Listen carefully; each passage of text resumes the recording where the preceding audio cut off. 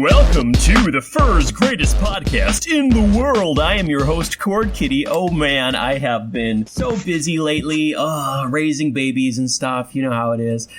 Yeah, daddy life, cat daddy, yo. All right, so we've got a lot of fun furries here. Let me introduce everybody in reverse alphabetical order. We have Meowth the Meowth. We have Leogon the Lizard, Lireziel the Snow Cheetah. I'm Khord Kitty. Joel the Caracal, Crazy Joe the Fox, and Beeton the Raccoon. So let's start this thing off with the introductions. Tell us about yourself, Mr. Meowth. Hi, I'm Meowth. I'm from California. I'd rather keep my age private. I've been in the furry fandom pretty much my whole life. Tell me, what was your name before Pokemon came out? I think my name was Hayward. I like Hayward, too. Hayward's good. You know the kind of funny thing about Meowth, like with the Japanese version, like it's not like he doesn't say Meowth, it says like Nya. So it's like Nya.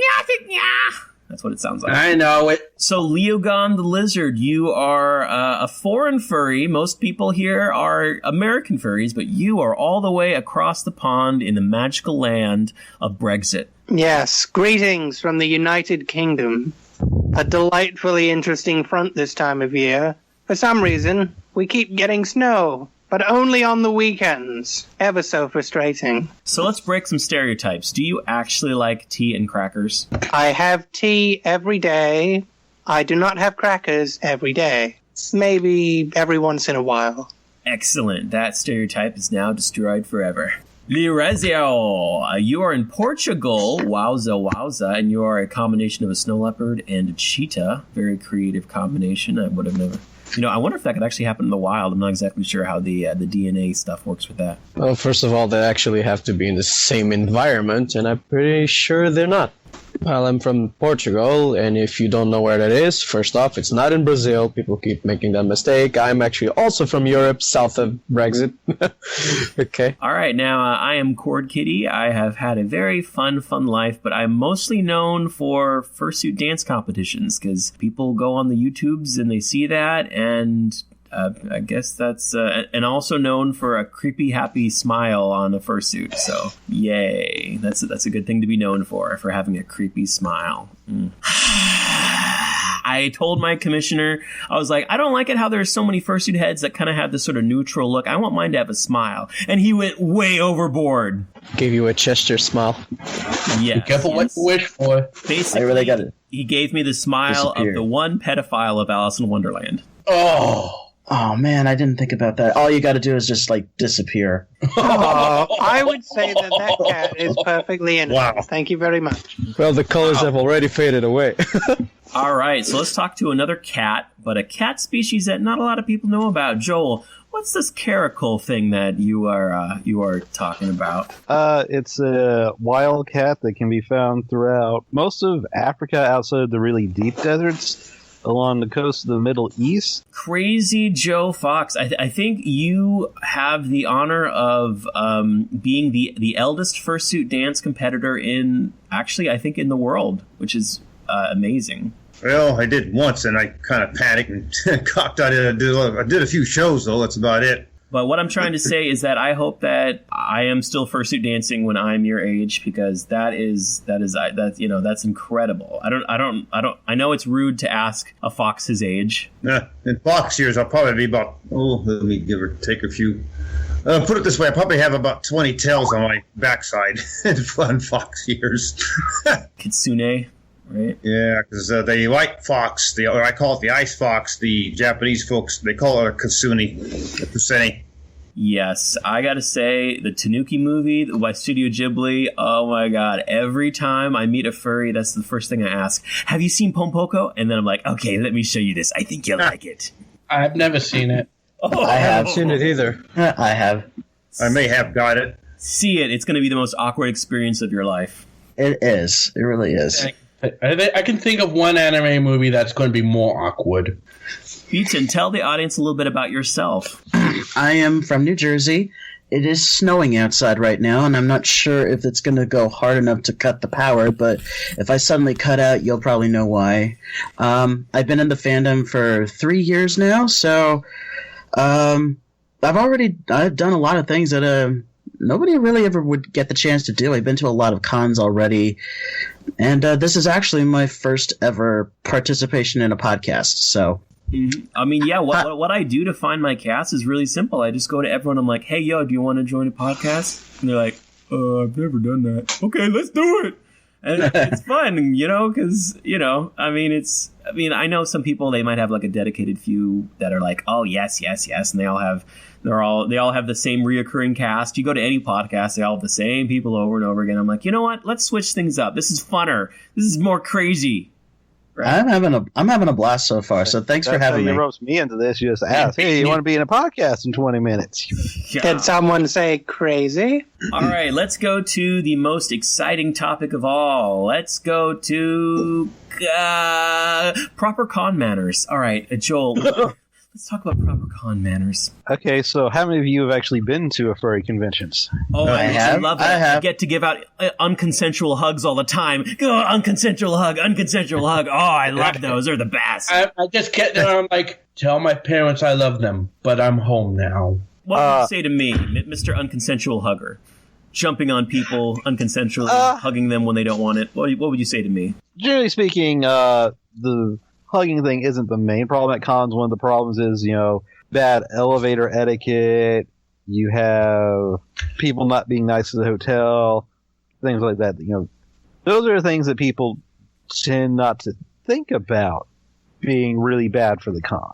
Yeah, when you're on an elevator, you want to jump really high, super high, not kind of small high. You jump, right? Yeah, and then all of a sudden the elevator thinks there's an earthquake and it shuts down because you triggered a safety device in there. Yep. Mention the fact that I'm actually not claustrophobic, but there are a lot of claustrophobic furs out there, I would imagine. I work on a gold mine, so I just came up with a new word. When it comes to packing the elevators too tight, you gotta kind of just eat your claustrophobia or take the stairs, because you have a lot of people that need to take those elevators. So trying to take the elevators, unless you're too claustrophobic, then just take the stairs, because it's going to get crowded in the elevators, and that's just part of the con. I can say I've been to an elevator con before. It was all ups and downs. Got us. To that joke.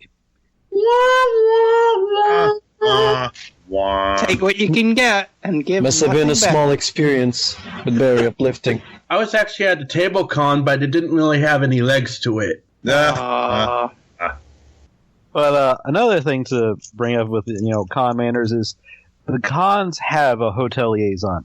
His entire job is to talk to the hotel, and he's not just some random guy they appointed. He's typically somebody who works at a hotel or has done this for other conventions before. So instead of complaining to the hotel about their staff or some problem, you should take it up to the con first. Their liaison will handle it, and he'll be able to tell the hotel about it without pissing them off. Because remember, the hotels don't have to accept any of these conventions, and most furry conventions are pretty small, so it's not a big problem for the hotel to just be, okay, we're not letting you guys back next year. Well, most hotels can afford to cut a few losses every now and then. If it's more trouble than it's worth. Yes, exactly. Well, I'm sure must be hell to clean up afterwards. Well, what about the big conventions like Midwest Fur Fest and Anthrocon? I can speak for that because, for the most part, everybody at the hotel staff was really, really welcoming towards it, because that last year was my first time going to MFF, and I had a great time, obviously. But there were a few incidents that I actually didn't know about, and it's probably good that I didn't. But the hotel staff and the con staff handled perfectly. Right, and that's why you should bring up your problems with the con, because they're pretty experienced at dealing with this, especially if they've been at that hotel for several years, and their hotel liaison is better equipped to handle this without it turning into a big incident. Exactly. Totally. Yeah, like the firebombing about 2-3 years back at the Midwest Fur Fest. I was right in the middle of it. A firebombing? You mean gas? It wasn't a firebomb. Don't you mean the chlorine incident? Gas bomb? Chlorine gas bomb. Gas bomb. Yep, we were. They never caught Wow. Who would have thunk it? Yeah, it happened on the 9th floor stairwell, and I was on the 10th floor at the time. But because I held my breath while I went down, I didn't get a whiff of it. Damn. I smelt it. It was like burnt wires. I still can't believe that happened. Didn't we get banned from that hotel for that stunt? No, we did not get banned from that hotel. But if you wanted No. to... Did the perpetrator get caught? No, they never found. I have no clue. I actually created a theory on it after the case was officially closed. I created a video on YouTube of my theory. So if you literally just look up Midwest Fur Fest gas theory, my video will come up first. And basically my theory is that people were trying to make drugs, and they made drugs incorrectly in the stairwell, and that's what caused it. And the reason why they were making drugs is because I think it was like DJ Scrat, whatever, was going to perform at midnight, and they just wanted to be high for that. So that was You were cutting out. So you think it wasn't intentional? It was just someone who was trying to emulate Breaking Bad and failed. I just hope I hope you're right, Khord. I really hope you're right, Khord. But that's one of those kind of crimes where it could go cold for 10, 15 years, and then somebody confesses to it at a bar, or when they get arrested for something else. That's usually how it works. Squeals on. Yeah. I hope So it does. Don't be surprised if 5 years from now some guy gets arrested for it because of a jailhouse confession. Now, But the problem is the stairwell was semi-public, so anybody who had permission to be in the hotel could have had access to that area. Something else to bring up about con manners is not every fursuiter is into all of the random free hugging, so just don't come up to every fursuiter that you see and expect them to be fine with you grabbing them and hugging them. Well, more importantly is the way you grab and hug someone. Like for me, what I do is I put my arms out, and then I'm like, when my arms are out, I don't approach. I'm just like, I put my arms out to offer a hug, and if they want to take the hug, they complete the hug. But that's for me a way how I guarantee that every hug I give is consensual. So the key is to make eye contact before you make hugs happen. That's one of the big things that's easy to forget, because those blind spots are nasty. Look straight into their big fursuit eyes. Then again, if you do as Khord says, you can make eye contact, then offer the hug. Yeah. It's also a good idea to ask before hugging as well. Well, the problem That's with what the word offer means. The problem with asking is there are silent fursuiters who can't say yes or no. But they can nod. They could, but yeah. Just bring your arms out, and that shows that you want to hug. And if they complete it, then they want to hug. Or blink twice for no and once for yes. Actually, see, the thing is, Crazy Joe is the only fursuiter who can blink in fursuit. how is that? He makes a mechanical parts of the suit that could like blink and move his ears and tails. We'll talk about more about that in the. How is it that I have not met you, Joe? We will find. We'll have all those questions at the very end. Let's move on to a different topic. Okay. Let's talk about con horror stories. Meowth, what do you have to say about that? The problem with cons is, as fun as they are, they can also lead to some really awkward or just flat out unpleasant experiences. One experience I remember, I was in fursuit, and I had just recently heard about how Orion Hill had a replica gun that he brought to a con after sending some threats, and then he was tackled by the BLFC. He was tackled by security and escorted out. And only 7 months later was like further confusion, and the same guy was there, except he was happy as ever, and he went up to me while I was playing piano, and I was all like, hi. And I had a very awkward 20-minute conversation with Ryan Hill. And all I could say is, oh my gosh, con chairs communicate with each other. If you have a really good reason to ban someone, like they are brandishing a fake weapon and sending threats, then that's a good reason to have them banned at other cons. Communicate with each other, guys. Come on, this isn't hard. I agree there. I totally. Actually, I've got the best horror story. All right, it's called Rainforest. Okay, that was it. That's the one. Oh, you had to go there. So Leogon, you have the topic that has been on the Twitter feed, the Facebook feed, the Fur Affinity journals of just about every single furry in the fandom, and I think it's at the point where, just like Uptown Funk, everyone's sick of it and doesn't want to hear about it anymore. But let's try to add our opinions in the matter and just see what we could say about it, because it's a pretty serious issue and it is very current right now. The big problem is that there's this strange kind of leniency towards the pedophilic aspect that's been called cub. That disguise has somehow created a vehicle for people to almost discuss this stuff as if it is acceptable. Ouch. When they've really just transferred not really far enough away from what is morally wrong. It is against the law for a reason. Innocent or not, you've got that admission through that shame that there is something awry about the behavior. They accept that in the main mind, it is not acceptable. There is a degree of, I don't really know whether you're going in the right direction there, because it does, as has been shown with a few other people in the fandom, go further. There have been people like R.C. Fox and Spark Dalmatian. Convictions of people who were interested in cub, but actually were interested in human children as well. And that's the problem. Yuck. Yeah, that is the line you shouldn't cross. To find each other. Ew. Wait, who's R.C. Fox? You don't want to know. Trust me. I'll try to say this in the most respectful manner possible, but there is a fellow, a very popular fursuiter. I didn't know him, but he was very very well liked.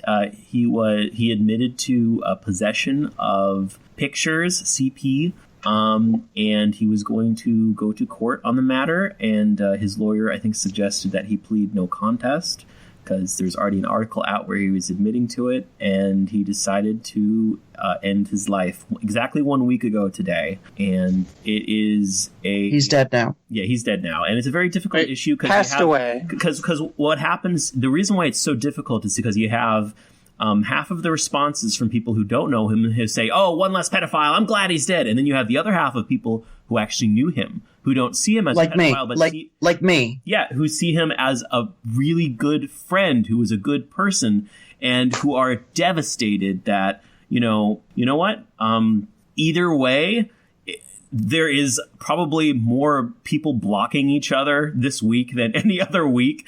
I mean, you had the Zosh controversy. It had just caused everyone to block everyone else. Like, oh my gosh, you are saying this and I disagree with this. I'm going to block you forever, so you'll never have a chance to talk to me. That's basically that's what happened this week. You have what is this Zosh thing? I'm the odd man out here. Well, Zosh was accused of rape about 3 years ago, and because he was also he stayed employed as a FA administrator, half of FA left because of that, and then he got into another controversy where he was talking with Cobalt, and they were talking about possibly doing a cub commission, and then they decided not to do it later. But the conversation got a little creepy, and then the conversation got pictured. Like, someone took a picture of the conversation from Zosh's iPad, sent it around, and then I seen that on whose channel was it? Furry Days, I think. And the creepiest part about it was there was basically young models from Google Images used as a reference, with the intention of basically trying to figure out who, like, what anatomy wise. Yeah, the anatomy wise, and people took that out of context. Yeah. Furry Days did a video of that. Yeah, but still, I mean, the conversation, while a lot of it was out of context, it got really creepy, and everybody involved is extremely embarrassed about it. But now basically everyone is saying, "Aha, Zosh, this is proof you are not only a rapist, but you are a pedophile." And that's going on with the world? Wait. He was accused or convicted? No, accused. There's no convictions in here. No.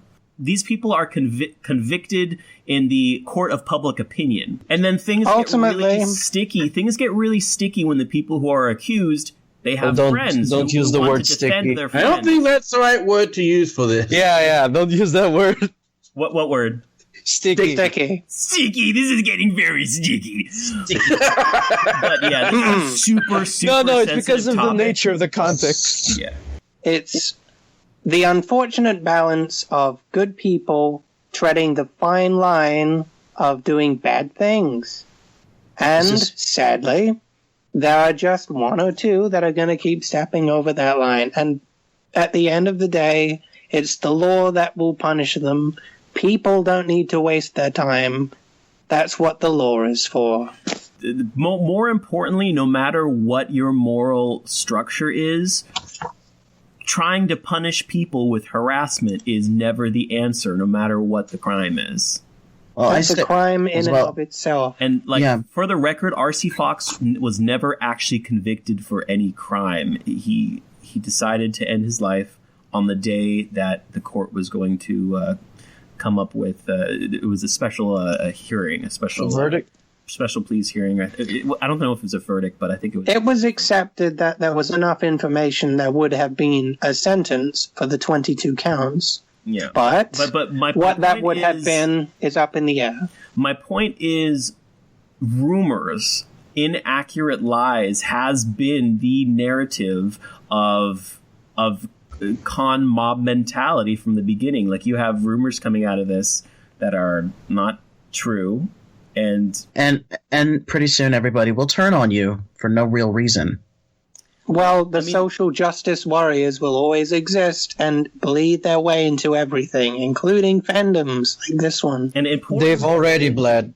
And importantly, like what's really important about this is to understand that, okay, if anyone in this chat, if you were given a false charge, like someone charged you with possession or charged you with something that you're completely innocent of, if you are innocent of it, you will be suggested by your lawyer to not talk to anyone about it because it would be self-incriminating.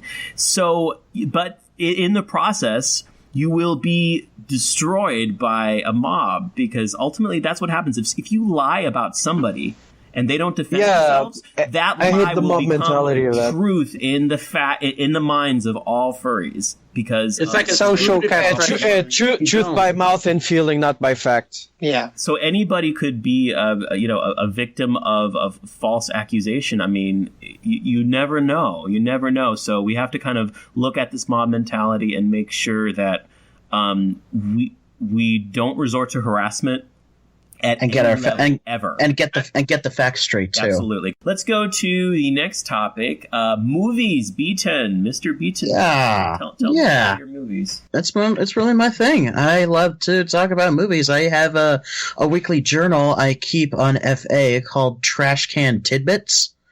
And it's, by the way, this is a plug, by the way. I talk about like 10 random things, whether it be about movies or music or video games or whatever. I usually talk about movies because that's my thing. I love to watch movies and go see movies and, write mini How reviews. about you name a movie that you can use as an example? Delight us. Coco. We're ready. Coco. Oh, God. That movie was I'm so sorry. sad. You found the incorrect answer. Please try again. Well, I can gush how many times I've seen like a movie like Get Out or Shape of Water or Zootopia, obviously.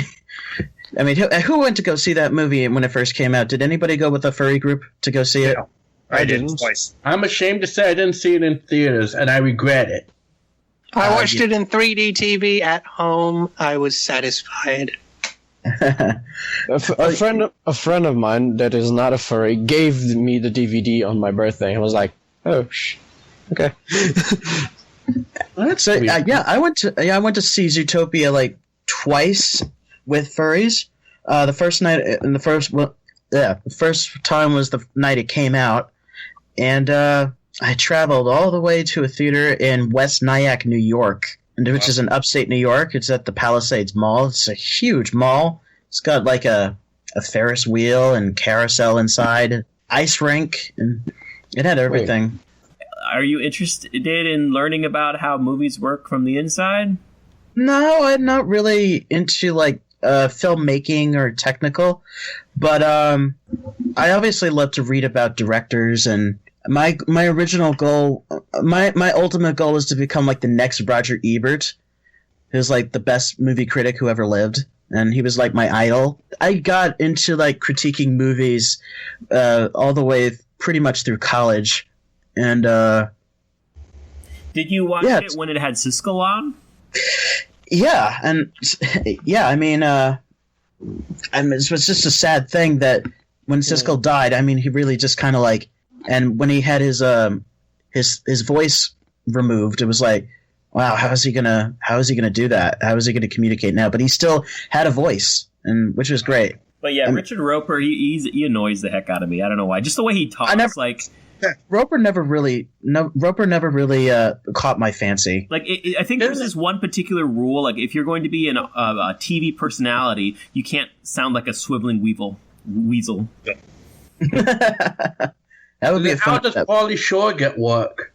I have no clue. Oh, somebody get some aloe vera. But Beeton, guess what? I've actually worked in movies. Yes, I know. I know you. I do know. Okay, never mind. I don't want to bore you with that then.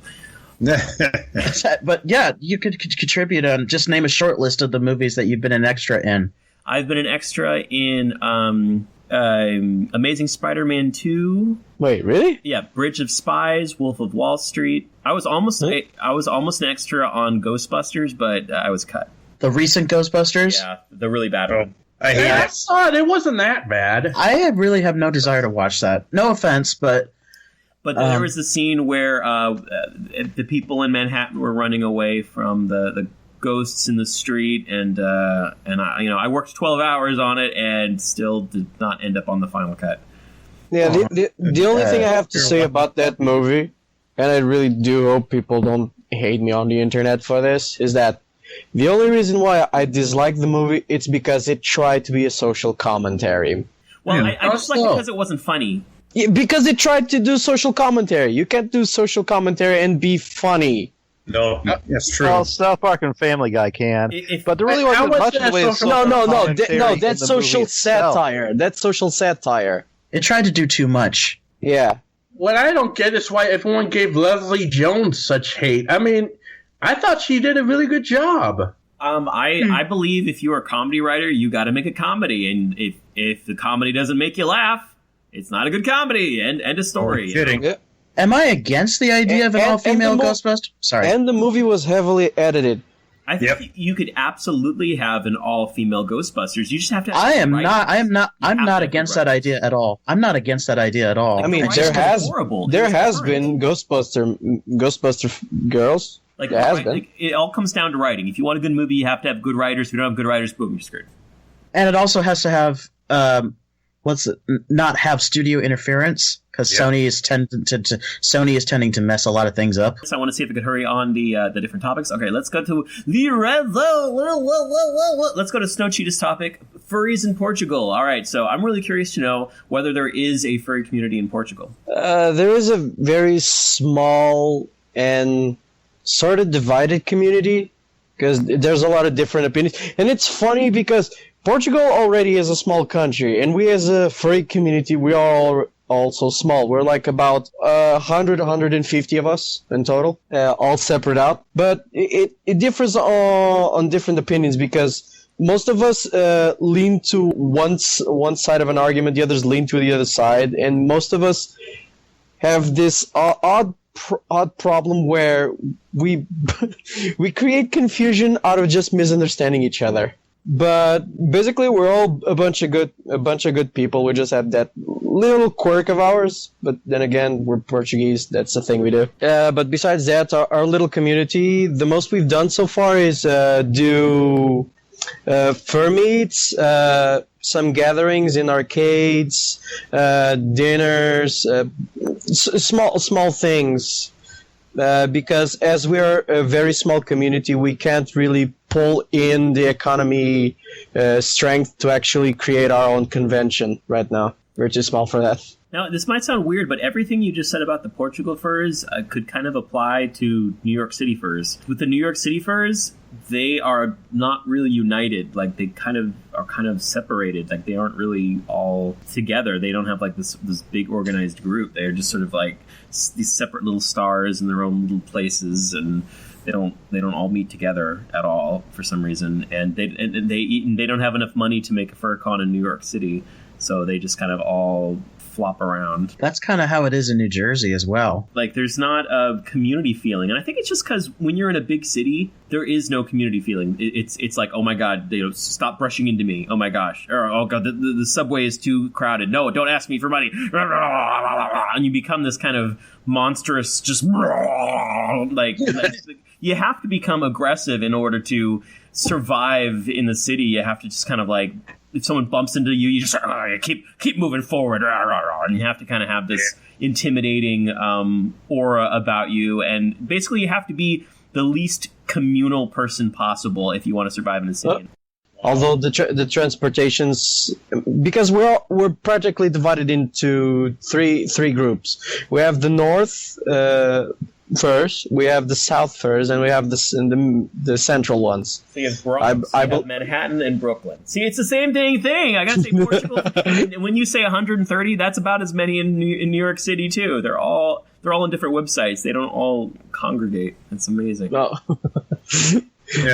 But one thing we're trying to do, and it's interesting what some of us have already come up with, and I'm not really integrated with this movement that's going on, but I know that some of them are actually trying to connect with the kimono mimi of the anime conventions.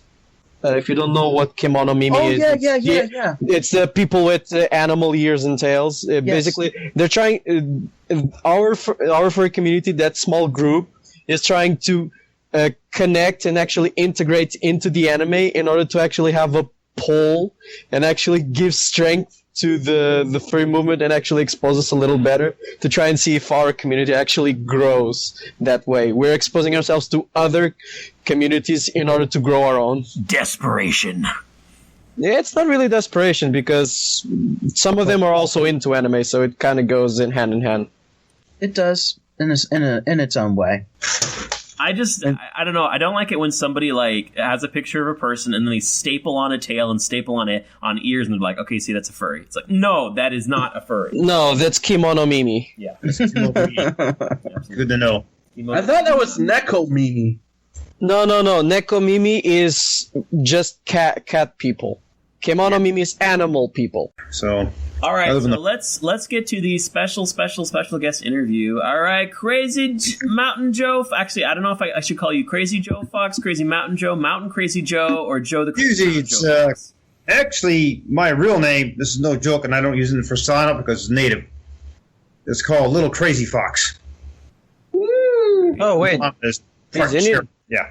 My grandmother was a bit of a playgirl, and my mom, they used to call her Squaw because she had the blackest hair on the face of this planet, and she had the look of a native.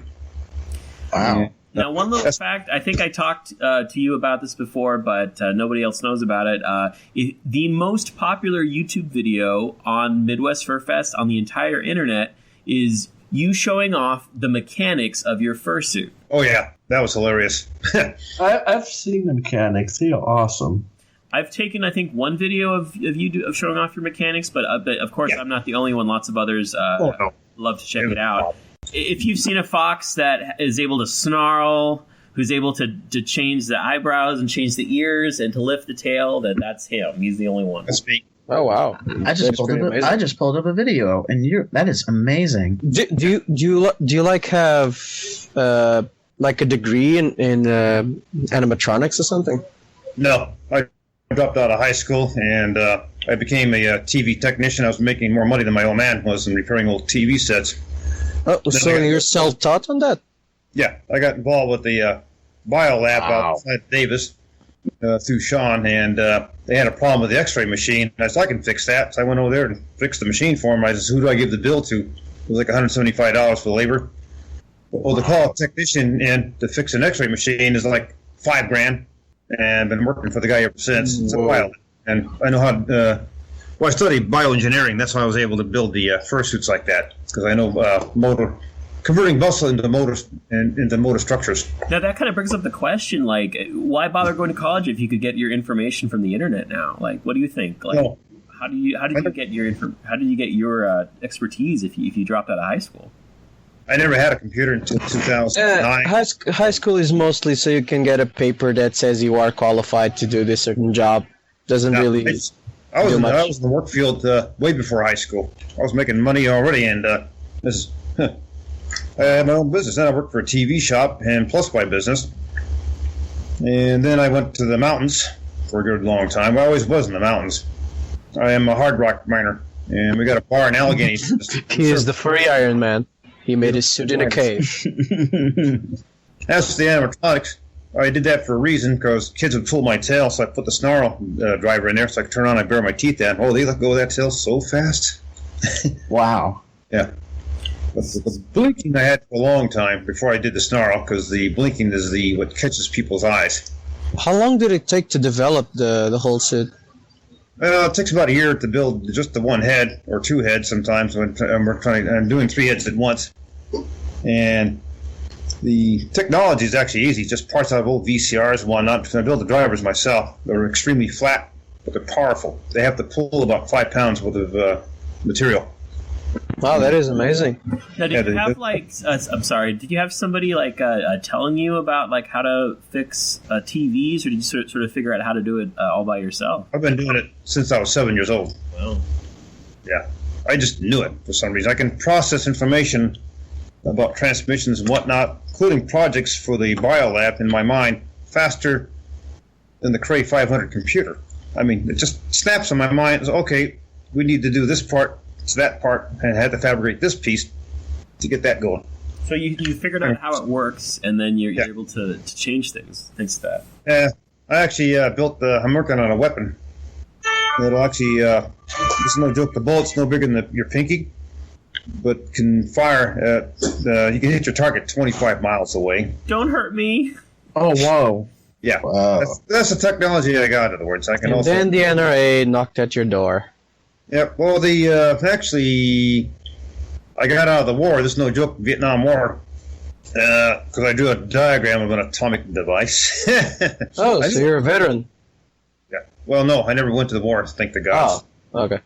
Yeah, because a lot of friends went to war, and most of them didn't come back. The ones that did come back, they're scrambled. I know. I know of a few people that came back from Afghanistan. Yeah, I got some friends in Afghanistan right now. Well, I guess you know... Whiskey Foxtrot. He's actually a veteran, and I also made a thermal suit for like when you're out in the desert. It will keep you nice, cool, 60 degrees, and the weather can be like 120 in the shade. Whoa! Building more of those suits. That sounds like something that a lot of full fursuiters would really want for their cons. I will pay you for that. I got the materials to build a lot more of them. I make my own pumps, though. They're actually like refrigeration pumps, but they're incredibly small, but they're incredibly powerful for their size. Will you ever want to sell something like that?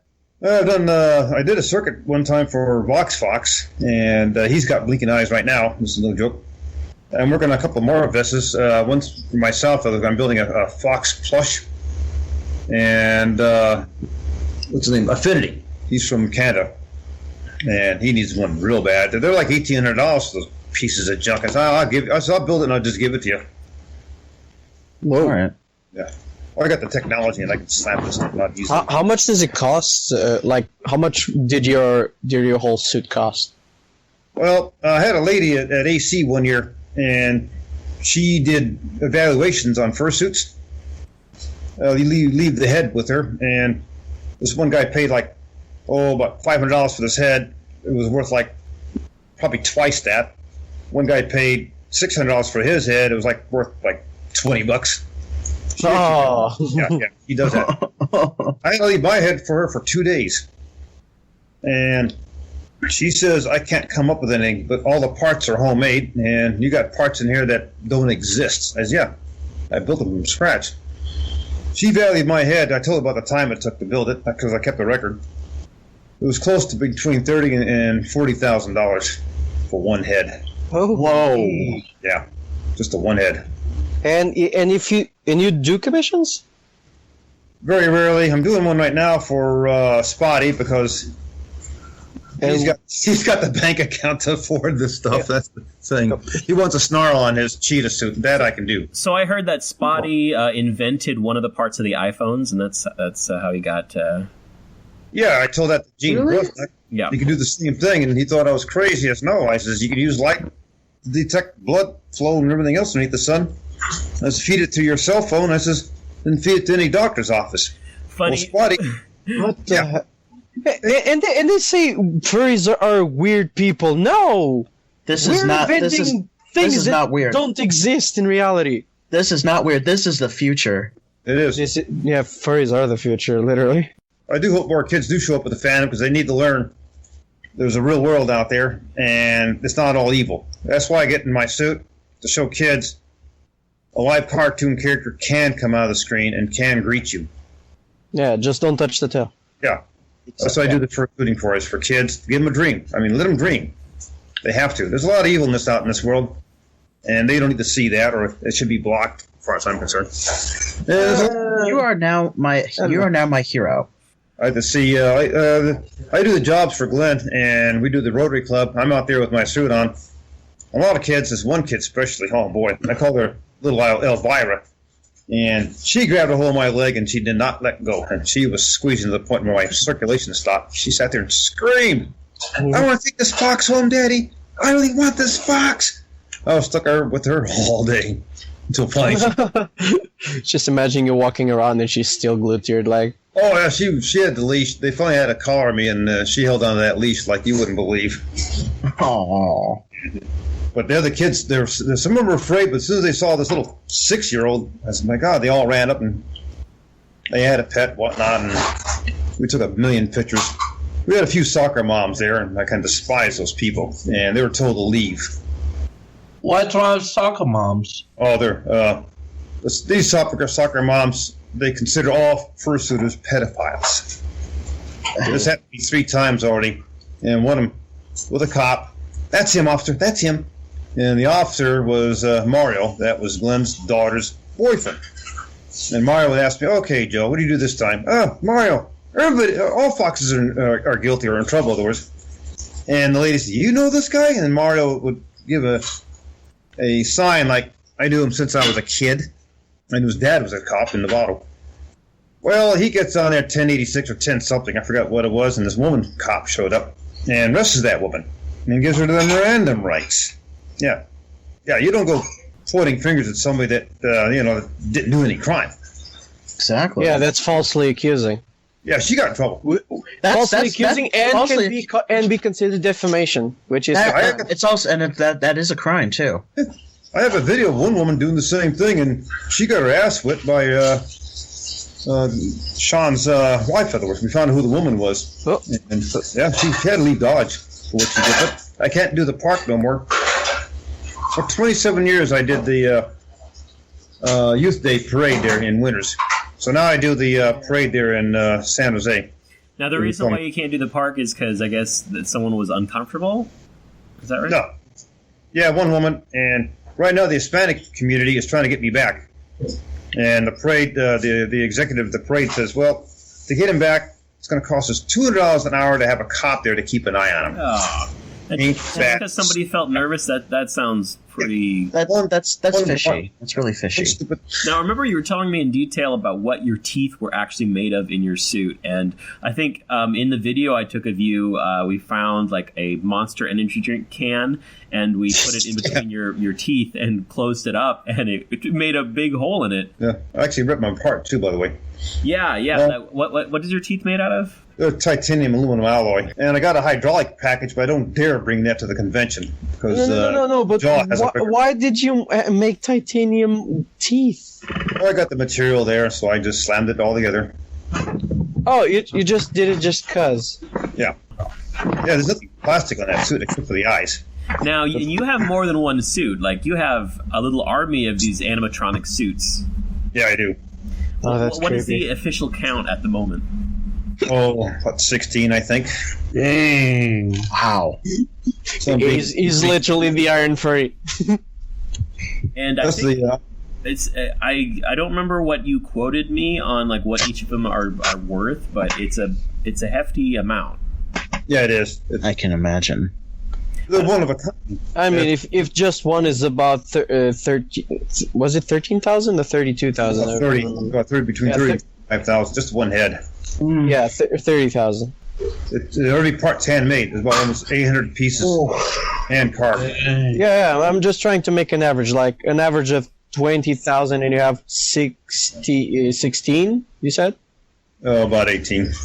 Okay, 18. So that would be around. That's almost 200,000. Oof. Yeah.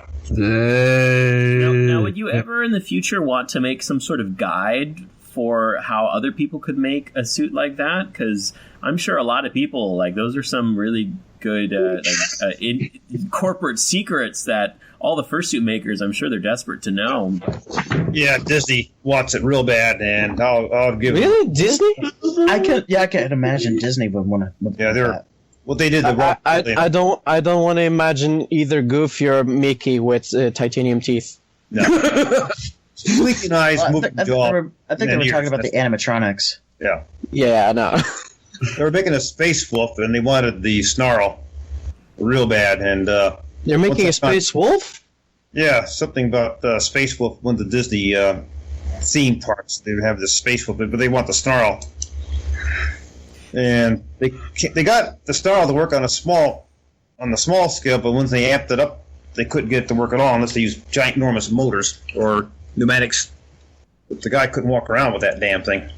So you're saying that Disney, literally the Disney company, contacted you in with the interest of commissioning an animatronic? Yeah. And I told him, you're very nonchalant about this, but this is pretty. This is pretty huge. This is a big deal. No, because what they did to Robert Williams, I told him, I'll sell you my idea, but I ain't gonna work for you. They want me to work for them. Disney will retain the rights to your project, and they'll just fire you, and nothing you can do about it because they got a billion lawyers, and says go ahead and fight us. They did that to Robert Williams. Yeah. So where can all of the Crazy Joe fanboys and fangirls go and see you next? Like, what's your con schedule so everyone could stalk you appropriately? BLFC and Furlandia is going to be coming up. I'm trying to think of something else, but it's probably AC is going to be the biggie. I'm staff there, by the way. Midwest Fur Fest. I know there's a few others that want me to go, but I'm wrapped up with the mountains, though, because I do have a mine I got to run. Wow. So you run a mine? I got a gold mine up in the high Sierras. What? What the hell? Where did this guy come from? He has everything. How did I not know about you? He was I in the never had a mountains. computer until 2010. He had been living in the mountains, making suits of iron and gold. A literal mountain man who has a encyclopedic knowledge of animatronics. That is amazing. He's like something out of a fairy tale. Yeah, I was going to say that. He sounds like straight out of a book. He is the Iron Furry. What is your biggest, what is your most ambitious project or that you're working on or that you want to work on? An animatronic head with 18 actuators. And me and Drake are going to be doing we actually got to build the EKG device and sensors that go along the forehead. And whatever my face does, the head will do the same thing. This is like one step. This is actually one step closer to augmented furry body parts. Yeah, like a second skin body. Yeah, an exo furry. Yeah, an exoskeleton. I can't wait to see what you come. I can't wait to see what you. Yeah, with his knowledge, I'm pretty sure you can actually invent an actual working exoskeleton. Yeah. That could revolutionize medicine. Yeah, there's a movie about 1976 or something. It's called Ectoman. I'll have to check that out. And I don't know if it's on. They made two versions. And this guy was a paraplegic, and he would get in this ectosuit, and it would come down, and literally it would fit around him, and his mind would operate the entire suit. And it was after the mob, and one of the mobsters tried to crash into him. And he would close his eyes, but the suit was so powerfully strong, the car just literally wrapped itself around his suit, and he just would rip the car in half. Oh my god! Bad guy. It was a good movie. I'll have to check that out. It aired on Channel 2, in other words, Fox Network. It was back in the late 70s. Most of my sites, in other words, is under Crazy Joe 1952. That's how you'll be able to see the YouTube It covers all of the entire perspective. I use one name, and it fixes everything. Wait, what's your YouTube channel? It's CRAZYJOE1952. One long word. There's no gaps. And we can probably also find it by just looking up Crazy Joe Fox. It should come right up, right? Hopefully. Yeah, sometimes it does, but there's a few. Yeah, there's a few Crazy Joes out there. I am now subscribed. No, thank you. I know everybody asked me where I got those fursuits at, because I made them, and some of them accuse for different companies as no. As the form-fitting ones, the reason why I did form-fitting is to dissipate body heat fast, because I do work with these suits with Glenn and the venues, because a lot of your sports and your bicycle riders, they're all form-fitting suits. They have to be. I mean, you got to throw off body heat, and if you don't throw off the body heat, you can die. Now, when did you start going to furry cons? Like, when did you first discover it? My very first con was 2011. The beginning of that year was after Further Confusion. When I got there, and I thought I was going to end up with CSI. So the suit was armed. And, oh yeah, if anybody cornered me, whatnot, I could have bit them in half.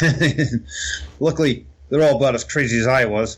I walk around blinking my eyes, and I saw nobody blinking. I said, how come nobody's blinking? I only saw one person with ears that would cuff down. That was Fox Free. And he's the one that got me started in the conventions. Because, believe it or not, FC was going to be my first and last convention. I just do things like that, and all of a sudden it just blew out. I mean, it just blew wide open. Everybody had to see the fox with the blinking eyes, the snarl, ripping cans apart. But you stayed humble. Even with all this popularity, you are a humble man. Yeah, because if somebody says, "Well, you're a poppy fur," and I said, "No, I'm just a regular Joe, like everybody else, folks. Sorry." That's what I like to hear. A regular Joe. A regular Joe. Just a regular Joe. He's a regular Joe that has a gold mine, has super intelligent and high-tech gadgetries. But yeah, totally humble. I share a lot of my ideas to people, of course, because we're open source. Like T.M. Drake, he does the same thing. We're open source. There's no patents. Few people had patent my ideas, like my lidded tail. And why would you patent a tail that lights up? It's not a household item. And I had it for years. And this yo-yo of an idiot says, "Well, you can't sell your tails." As bullshit, baby. I'll sell as many as I want. Well, and the patent right says, "Well, take me to court, baby." I'm all yours. All I have to do is show the unopened envelopes to the judge, and then his case is done. Yeah. I already barbecued 2 people already in the past. And I gave all the information. Barbecue. I call it barbecuing. I mean, they want to get that greedy and let them spend tons of money on their lawyers, and they'll get nowhere. It's like Disney. That's why I won't work for Disney. I told Disney 3 times, "I'll sell you my idea. I ain't going to work for you." Then they said, "Well, our animators can figure that out." Let's go right ahead. Be my guest. Enjoy. How much did they offer you? They offered me nothing. Yikes. I told them about $1 million, just tax free. Now it's $2 million tax free. That kind of money, I could hire my own Learjet to go to Europe without fooling around with TSA. And go to Eurofurence. I see it. I could hire a charter, because charter you don't have to go through TSA. Am I the only one right now that really would wish to see a live-action movie with his suits? Yes. I would love to see one, too. I got one on YouTube. I have to find the name. It's Avalanche. I'm not pronouncing the name right, but I can see once I get the information from Heidi, because they did post it on YouTube. You see the silver a lot, because they do gothic videos. And the silver's fit. Nice. Well, yeah, if you ever find the link, I'll put it in the description of the video. It may be in my YouTube site, because I did post some external videos on YouTube, so it may be there. Yeah. All right. Any other questions for Crazy Joe? That's about it. When are you going to create the chest reactor? Who? From Iron Man. One of these days. All it is semantics. Whatnot. He'll just make a reactor, like spare parts. There you go. Yeah, I'm actually trying to build a reactor. I just actually you can build a star chamber. There's no joke, and you put deuterium in it, vacuum out the tube. You run a coil in there, and you circulate water through it, and steam generate. But you have to have about 3 feet of water between you and the star chamber. And what it does is it's like a cat chases its tail. You need about 200,000 volts to get this thing wrapped up. Wow. Yeah. I swear, when I was randomly invited to join this podcast, I would not believe this was going to happen. Oh yeah, all of our podcasts are just like this, you know. Yeah, you're not too far away from me. I think that's why I've been asking so much for like carpools. I'm like, you're carpooling to Furlandia? I am your going neighbor. to Furlandia. But the thing is, I'd be up in the mine, and so in the mine I go, and then I come back to the mine, and the mine is about 4.5 hours. Well, I'm going to the mine before BLFC, and then I got some friends going to show up, like Trigger Happy Squirrel and TM Drake. They're going to come up to the mine. He's going to send me a radio. I actually know Trigger Happy. I swear, if we Portugal Furs already one of these years actually get our shit together and actually make a con, you're going to be a guest. You're going to be a guest. Can I be a guest too? Come up with something more impressive. I'm going to be a guest too. Oh yeah, Khord Kitty. He knows how to make the shows happen, baby. Oh yeah. You can talk to him. Khord can show up. I mean, I'm a freelance voice actor. I could do voices. Oh, I do voices. really? Yeah. all the thing I can do is scary stuff and rip cans apart and. I sing. Well, I mean, I think you could get to Portugal as long as you could afford a ticket there, and that might be it's a little expensive from the States. You'd actually be surprised how cheap it is here. People want me to do that Euro France. That's the German one. Yeah, the German one. Euro thing France. is, Yeah, the German one. Yeah. No, I can't.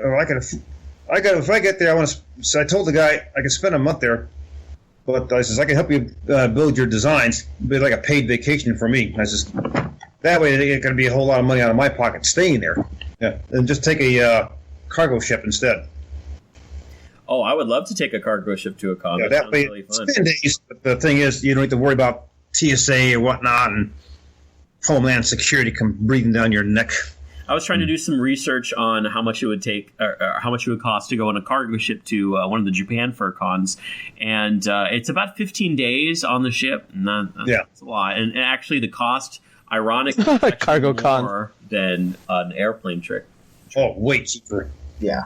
I mean, plus you go out as a mechanic, which I could, because I know how to fix things. I mean, from my research, it was more expensive. Like, I think I looked at the plane ticket was about $1,000 a person, and then the cargo ship ended up being $1,200, which is kind of shocking. But that's what I got from my research. But if you got some better connections, oh man, I would love to figure out how to get to Japan for cheap. It's at a cat island. It's like perfect. There is the Fox Village.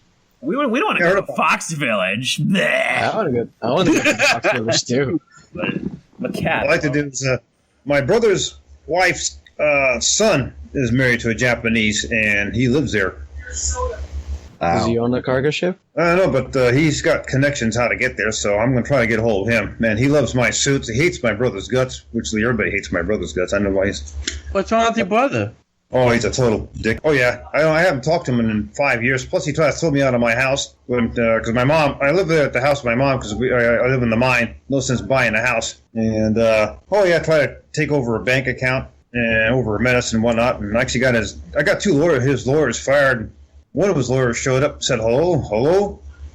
He actually opened the door to the house, and I put the silver head on, and I stuck my head on the corner, and I dropped my ears, and I bared my teeth at this bass. I never seen anybody clear a fence so fast in my entire life. I would have loved to have seen that. Literally traspassed. So That's how you, Yeah, that's he how you just do opened it. the door of the house. He took one look at me, and he vanished. He was gone. That was funny. Flipped right with that reel. Then again, if you've never seen a furry before, and the first thing they see is your head, Yeah. Moving. It throws them off. The ears drop, and as soon as I bare those teeth, it's like this one idiot at Midwest Fur Fest about 3 years back. That was my blue fox. Oh. And this guy comes up to me. Mm-hmm. He says, "What is a furry fetish?" Because he pulls on my tongue and my suit. I said, "I got your furry fetish, Jack." So I bared my teeth at him. Oh, his hand pulled back at box 7. I mean, here's this grown guy, college material. He screamed like a schoolgirl. What do you mean college material? I mean, gee, many crickets. Big guy who was turned into a small, scared girl. Small, scared. Yeah, he was screaming. I mean, if I had Uncle Coggy's goblet in my hand, he would have shed. I looked back, I didn't see the glass, that dome in the back there come crashing down. He was loud. He ran upstairs, and this was blood turtle. He turned around, and everybody saw my bare teeth, so I had a de-snarl real fast. Screams like a girl. This guy ran off. I'm going to conclude the podcast. Thank you, everyone involved. Right. That's Beeton Raccoon, Crazy Joe, Joel, Lireziel, Leogon, and Meowth. Thank you, everyone. Everybody. Thank you. Yeah, that was very a lot much. of fun. Yeah, thanks a lot, Khord Kitty. It was great. Yeah, this was I had a lot of fun. We'll catch you at the next con, then. All right. Thank you, everyone. And Thank you. bye. Bye, guys. Bye. Bye.